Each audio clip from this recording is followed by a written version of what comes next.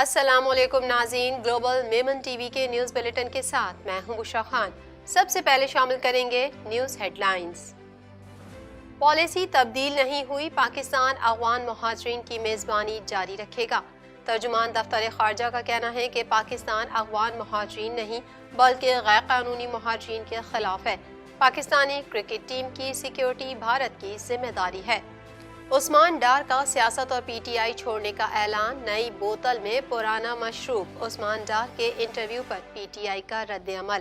عثمان ڈار کی والدہ کا کہنا ہے کہ سیاست بیٹے نے چھوڑی ہے، میں نے نہیں۔ چمن بارڈر پر 2 شہریوں کی شہادت، پاکستان کا سخت رد عمل۔ پاکستان کا افغان حکومت سے مجرم کو حوالے کرنے کا مطالبہ۔ سرفراز بگٹی کا کہنا ہے کہ فائر کا جواب فائر سے دیتے تو اموات زیادہ ہوتی۔ الیکشن کمیشن کا سندھ میں سابق وزراء سے سیکیورٹی اور مراد واپس لینے کا حکم۔ الیکشن کمیشن کا کہنا ہے کہ سندھ کابینہ کے سابق ارکان تاحال سیکیورٹی اور دیگر مراد کا استعمال کر رہے ہیں۔ سابق ارکان کا مراد لینا الیکشن کمیشن کی گائیڈ لائنز کی خلاف ورزی ہے۔ مہنگائی اور بجلی بلز میں ٹیکسوں کے خلاف آزاد کشمیر میں مکمل ہڑتال، دکانیں مارکیٹیں مکمل طور پر بند۔ مظاہرین کی بڑی تعداد مختلف مقامات پر جمع ہو گئی۔ مختلف شعبوں سے وابستہ تنظیموں اور یونینز کی جانب سے ہڑتال کی حمایت۔ ہیڈ لائنز آپ نے جانی اور اب شامل کریں گے خبروں کی تفصیل۔ پاکستان بھر میں نمائندگان کا وسیع نیٹ ورک، ہر خبر جاننے کے لیے دیکھتے رہیے TNN TV۔ 1.25 کروڑ کی آبادی پر مشتمل کراچی میٹروپولیٹن سٹی میں صحت کے حوالے سے ہسپتال تو بہت، لیکن فزیو تھراپی سینٹر نایاب ہیں۔ الحمدللہ ہم نے اس کمی کو پورا کرتے ہوئے گلستان جوہر میں زبیداس فزیو تھراپی سینٹر کا آغاز کر دیا ہے۔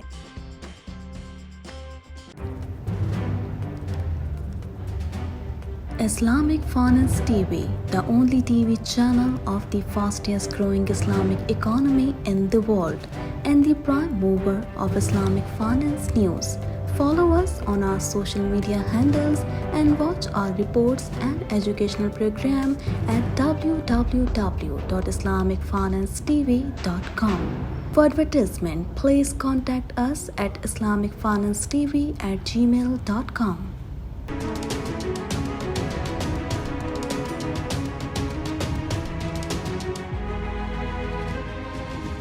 ترجمان دفتر خارجہ نے کہا ہے کہ پاکستان صرف افغان مہاجرین نہیں بلکہ تمام غیر قانونی مقیم افراد کے خلاف کارروائی کر رہا ہے۔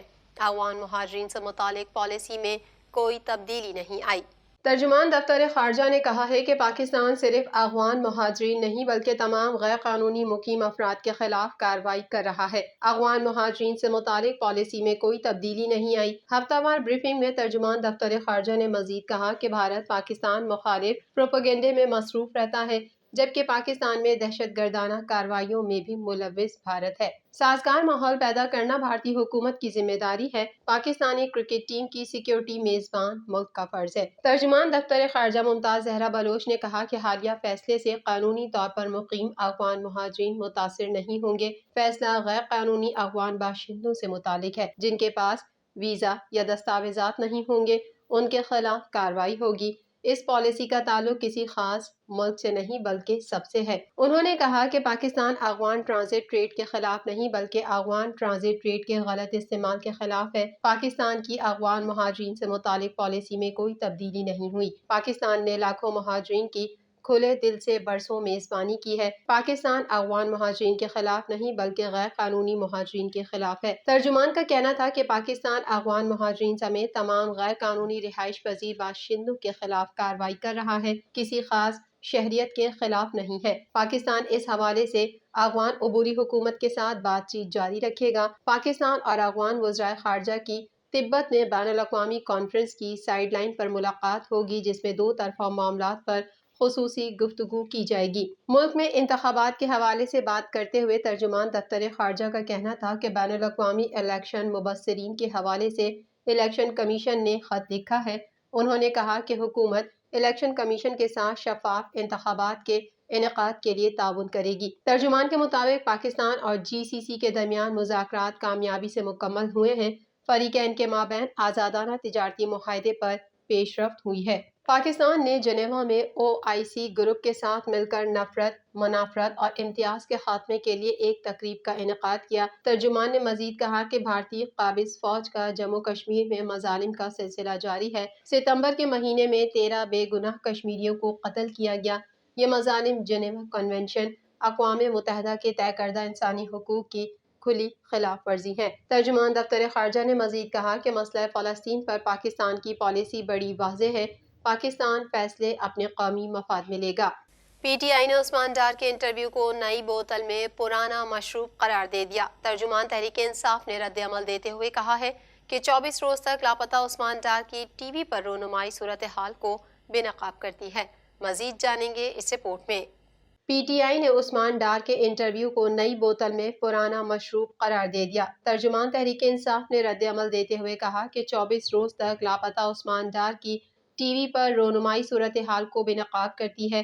عثمان ڈار کو 10 ستمبر کو کراچی سے لاپتہ کیا گیا تھا اور ان کی گمشدگی پر والدہ سمیت اہل خانہ کے متعدد بیانات ریکارڈ پر ہیں۔ انہوں نے کہا کہ 9 مئی کے 5 ماہ بعد انٹرویو کی عوام کی نگاہ میں کوئی اہمیت ہے نہ قانونی حیثیت۔ خدشہ ہے ایسے ہتھ کنڈے صداقت عباسی فرخ شیخ رشید پر آزمائے جائیں گے۔ عثمان ڈار سے ہمدردی اور پارٹی کے لیے ان کی وابستگی کا احساس ہے۔ ترجمان نے کہا کہ عثمان ڈار کے گھر پر پولیس چھاپوں اور خواتین سے بدسلوکی قوم دیکھ چکی ہے۔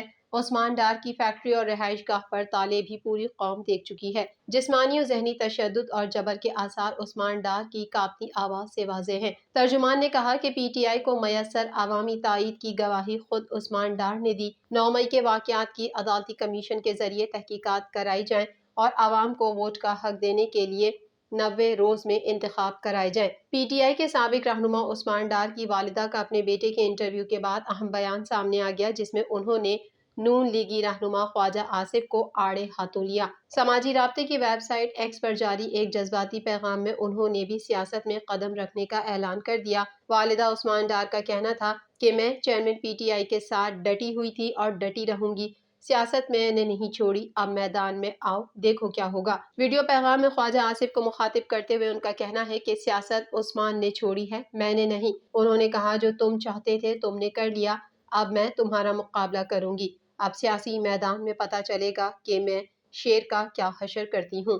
واضح رہے کہ عثمان ڈار نے تحریک انصاف اور سیاست چھوڑنے کا اعلان کر دیا ہے۔ ایک ٹی وی انٹرویو میں انہوں نے بتایا کہ 9 مئی کے واقعات کی پلاننگ چیئرمین PTI کے زیر صدارت زمان پارک میں کی گئی۔ انہوں نے انکشاف کیا کہ چیئرمین PTI کی گرفتاری کی صورت میں حساس تنصیبات کو نشانہ بنانے کی ہدایت دی گئی تھی۔ یہ ہدایت خود چیئرمین PTI نے دی تھی۔ انہوں نے مزید بتایا کہ اکتوبر 2022 میں long march general Asim Munir کی بطور آرمی چیف تعیناتی روکنے کے لیے کیا گیا تھا۔ 9 مئی کے حملوں کا مقصد فوج پر دباؤ ڈال کر جنرل عاصم منیر کو عہدے سے ہٹانا تھا۔ پاکستان نے چمن بارڈر پر 2 شہریوں کی شہادت پر سخت رد عمل دیتے ہوئے افغان حکومت سے مجرم کو حوالے کرنے کا مطالبہ کر دیا۔ مزید جانیں گے اس رپورٹ میں۔ پاکستان نے چمن بارڈر پر 2 شہریوں کی شہادت پر سخت رد عمل دیتے ہوئے افغان حکومت سے مجرم کو حوالے کرنے کا مطالبہ کر دیا۔ سرفراز بگٹی نے افغان حکومت سے مطالبہ کیا کہ مجرم کو ہمارے حوالے کیا جائے تاکہ اس کو اپنے قانون کے مطابق کیفر کردار تک پہنچا سکیں۔ تفصیلات کے مطابق نگراں وزیر داخلہ سرفراز بگٹی نے چمن بارڈر پر پاکستانیوں کی شہادت کی مذمت کرتے ہوئے کہا کہ افغانستان کی جانب سے ہمارے معصوم شہریوں پر فائرنگ کی گئی، جس میں ایک بزرگ، ایک بچہ شہید ہوئے، ایک بچہ زخمی ہوا۔ ان کا کہنا تھا کہ ہماری سیکیورٹی فورسز نے صبر کا مظاہرہ کیا، فائر کا جواب فائر سے دیتے تو اموات زیادہ ہوتی۔ توقع ہے افغان عبوری حکومت اپنے سیکیورٹی اہلکاروں کو کنٹرول کرے گی۔ ایسے ناخوشگوار واقعات سے سنجیدہ کوششوں کو نقصان پہنچ سکتا ہے۔ پاکستانی فورسز نے مزید جانی نقصان سے بچنے کے لیے تحمل کا مظاہرہ کرتے ہوئے مسافروں کی موجودگی کے باعث جوابی فائرنگ سے گریز کیا۔ یاد رہے بلوچستان میں پاک افغان سرحد کے قریب چمن بارڈر کراسنگ پر افغان سنتری نے پاکستان سے افغانستان جانے والے افراد پر بلا اشتعال فائرنگ کر دی تھی، جس کے نتیجے میں 12 سالہ بچے سمیت 2 پاکستانی شہری شہید، ایک بچہ زخمی ہوئے تھے۔ الیکشن کمیشن نے سندھ کابینہ کے سابق ارکان کی جانب سے تحال پروٹوکول لینے کے معاملے پر نوٹس لے لیا۔ مزید تفصیلات اس رپورٹ میں۔ الیکشن کمیشن نے سندھ میں سابق وزراء سے سیکیورٹی اور مراعات واپس لینے کا حکم دے دیا۔ الیکشن کمیشن نے سندھ کابینہ کے سابق ارکان کی جانب سے تحال پروٹوکول لینے کے معاملے پر نوٹس لے لیا۔ اس سلسلے میں سیکریٹری الیکشن کمیشن نے مراسلے میں مزید لکھا کہ سابق وزراء اور سیاسی بنیادوں پر تعینات کی گئی شخصیات سے سیکیورٹی پروٹوکول واپس لیا جائے۔ سندھ کابینہ کے سابق ارکان تاحال سیکیورٹی اور دیگر مراد کا استعمال کر رہے ہیں۔ چیف سیکریٹری اور آئی جی سندھ کو الیکشن کمیشن کی جانب سے لکھے گئے مراسلے میں کہا گیا ہے کہ سابق وفاقی صوبائی وزراء سے سیکیورٹی اور مراد واپس لی جائیں۔ الیکشن کمیشن نے چیف سیکریٹری اور آئی جی سندھ سے 3 روز میں اس حوالے سے رپورٹ طلب کر لی۔ الیکشن کمیشن کے مطابق کابینہ کے سابق ارکان کا مراد لینا الیکشن کمیشن کی گائیڈ لائنز کی خلاف ورزی ہے۔ سندھ کابینہ کے سابق ارکان سے سرکاری رہائش گاہیں اور مراد فوری واپس لی جائیں۔ سابق وزیر اعلیٰ، سابق صوبائی وزراء اور دیگر کابینہ ارکان سے مراد واپس لی جائیں اور الیکشن کمیشن کو 3 روز میں آگاہ کیا جائے۔ واضح رہے کہ الیکشن کمیشن نے کابینہ کے سابق ارکان سے سیکیورٹی اور مراد واپس لینے کے لیے 15 اگست کو بھی مراسلہ لکھا تھا۔ مہنگائی کی دن بدن بڑھتی شرح اور بجلی کے بلوں میں بیجا ٹیکسز کے خلاف آزاد کشمیر میں آج مکمل ہڑتال ہے۔ مزید تفصیلات اس رپورٹ میں۔ مہنگائی کی دن بدن بڑھتی شرح اور بجلی کے بلوں میں بیجا ٹیکسوں کے خلاف آزاد کشمیر میں آج مکمل ہڑتال ہے۔ تاجر تنظیموں، وکلاء، ٹرانسپورٹرز اور زندگی کے مختلف شعبوں سے وابستہ تنظیموں اور یونینز کی جانب سے ہڑتال کی حمایت کی گئی ہے۔ ہڑتال کی وجہ سے آزاد کشمیر میں ہونے والے تمام امتحانات ملتوی کر دیے گئے ہیں، جبکہ کئی نجی اسکولز کی جانب سے چھٹی کا اعلان کیا گیا ہے۔ تاہم سرکاری اسپتالوں کے ڈاکٹرز اور عملے کو ڈیوٹیز پر حاضر رہنے کا حکم دیا گیا۔ ملک بھر کی طرح آزاد کشمیر میں بھی اشیاء ضروریہ کی قیمتوں میں مسلسل اضافے اور بجلی کے بھاری بلز کے خلاف مظفر آباد اور کوٹلی سمیت پورے آزاد کشمیر میں آج مکمل ہڑتال کی جا رہی ہے، جس میں عام دکانوں کے ساتھ ہر قسم کا کاروبار اور بازار بند ہیں۔ احتجاج کے دوران مکمل پہیہ جام ہڑتال کے تحت دارالحکومت مظفر آباد سے کسی بھی دوسرے شہر کے لیے پبلک ٹرانسپورٹ مکمل طور پر معطل ہے، جبکہ مظاہرین مختلف ریلیوں کی شکل میں چوک چوراہوں پر جمع ہو کر احتجاج اور نعرے بازی کر رہے ہیں۔ مہنگائی اور بجلی بلوں میں ٹیکسوں کے خلاف احتجاجی مہم کے سلسلے میں مظاہرین نے مختلف مقامات پر رکاوٹیں کھڑی کر کے شاہراہوں کو بند کر دیا۔ ایکشن کمیٹی کے مطابق احتجاج میں ایمبولینسز کے سوا کسی دوسری گاڑی کو چلنے نہیں دیں گے۔ گلوبل میمن ٹی وی کے نیوز بلیٹن میں فی الحال اتنا ہی۔ مزید خبروں اور اپڈیٹس کے لیے دیکھتے رہیے گلوبل میمن ٹی وی۔